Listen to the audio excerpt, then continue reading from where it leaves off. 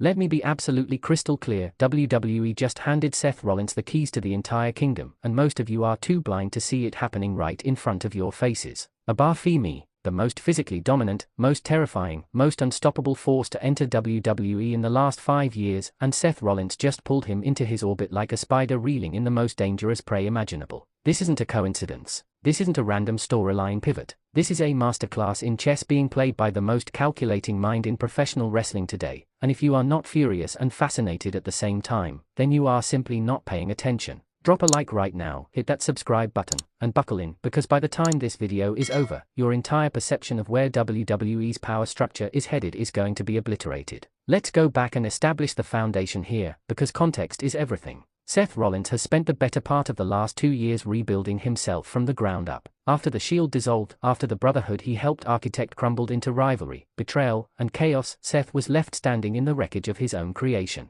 He pivoted. He rebranded. He became the visionary. He became the revolution. He wore the coat. He carried the torch. He screamed into the void and asked WWE Universe to rise with him. And for a while, it felt like Seth Rollins was a man destined to be a lone warrior. A brilliant, volatile, one-man army. But brilliant men don't stay alone for long. Brilliant men build. And Seth Rollins, the man who co-founded the most iconic faction in WWE history, is not done building. Not even close. Now let's talk about Oba Femi, because if you have been sleeping on this man, I genuinely feel sorry for you. Oba Femi is not a prospect. He is not a future star. He is a present tense monster. Standing at 6'5", built like a Greek god sculpted specifically to end careers, Oba Femi's in-ring presence commands a kind of primal fear that WWE hasn't produced organically in years. Watch the way he moves. Watch the way he absorbs offense like it's background noise. Watch the way opponents look at him, not like they are facing a competitor, but like they are facing something that should not be allowed to exist inside a wrestling ring. His NXT run was a statement. His main roster debut was a declaration.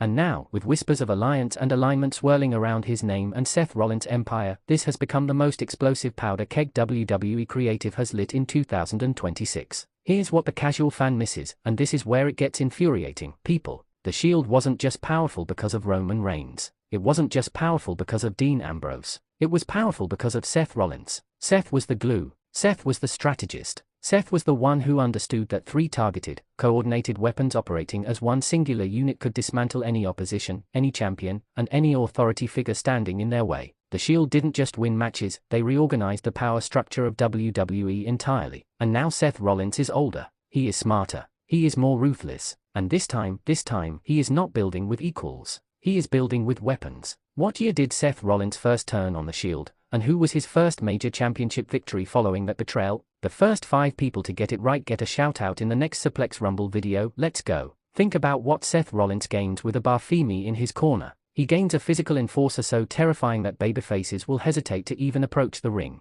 We are talking about a man who can absorb a Cody Rhodes crossroads and ask for more. A man who can stare down Gunther without flinching. Seth Rollins, for all his brilliance, has always had one Achilles heel. He is not the biggest dog in the yard. He has never been the most physically imposing force in any room he walks into. He compensates with speed, intelligence, and sheer charisma, but in the most brutal version of WWE's current product, there are moments where Seth needs a wall. Seth needs a weapon. Seth needs someone who walks through those curtains and makes every single person in that locker room, face or heel, reconsider their life choices. Oba Femi is that man. Full stop. And let's not pretend the storytelling isn't already being seeded, because WWE Creative, for all the criticism they receive, and believe me they receive plenty from this channel, has been laying breadcrumbs here that the eagle-eyed among you have already spotted. The subtle positioning in segments, the way Oba Femi reacts when Seth is on screen, the shared opponents, the overlapping rivalries. This is not accidental booking. Someone in that writer's room, or more likely Triple H himself in that war room, drew up a blueprint that reads, Seth Rollins plus Oba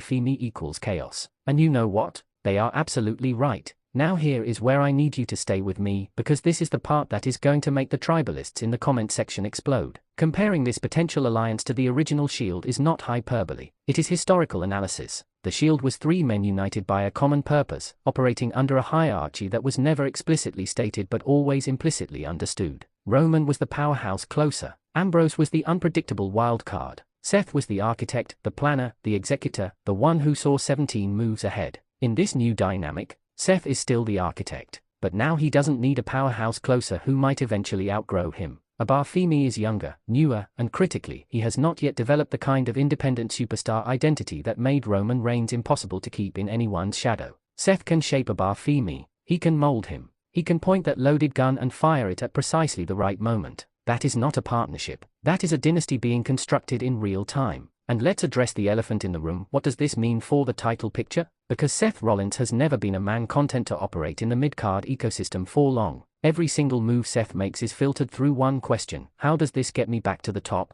back to the World Championship, back to the main event of WrestleMania, back to the moment where Seth Rollins stands in the center of that ring with gold around his waist and the entire WWE universe is forced to acknowledge that the visionary was right about everything. With Oba Femi providing physical insurance, Seth doesn't just become a main event threat. Seth becomes an impossible problem to solve. You can't outmuscle them. You can't out-strategize Seth Rollins on his best day. So what exactly is the counterplay here? What babyface on the current roster has the combination of physical power and strategic intelligence to dismantle what Seth is building? Wait, Oba Femi held which prestigious NXT title during his dominant run, and which former NXT champion did he defeat in one of his most talked about title defenses? Tell me in the comments. Let's see who's really been watching closely. Here is the part that makes me genuinely angry, and I want this to land correctly, so listen. The reason this story has the potential to be one of the greatest faction narratives WWE has told since the Bloodline's peak is precisely because Seth Rollins is the rare performer in WWE who can make you simultaneously hate him and respect him so profoundly that you cannot look away.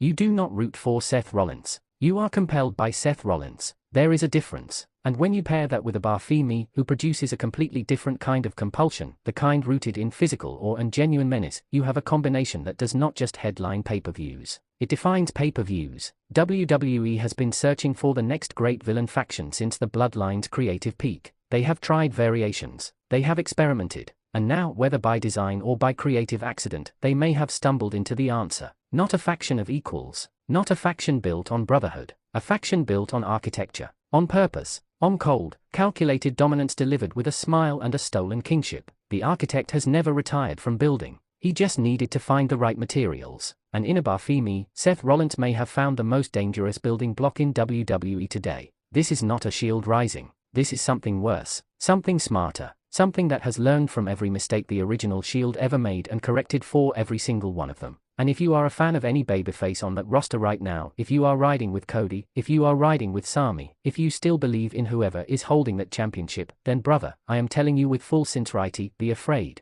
Because Seth Rollins just got an upgrade, and WWE will never be the same.